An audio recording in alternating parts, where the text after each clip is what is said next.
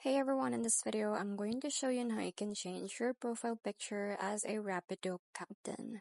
So, unfortunately, Rapido Captain app does not allow users to directly change their profile picture within the application itself. Now, to update your profile picture, you will need to contact the Rapido support directly. So, this can usually be done through the help or support section of the application. Now you can also just go ahead and go to your browser and search for the Rapido Help Center.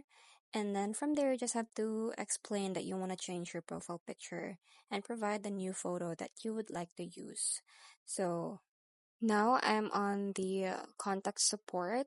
So in here, you just have to provide your name, your email address, and the mobile number that you use in your Rapido. Now you just have to choose what you are in here. So since you're a captain, you choose captain from there. Now you just have to select the query right here. So you can just go ahead and document change request or others. And then here is where you can explain your query. So I want to change my profile as a captain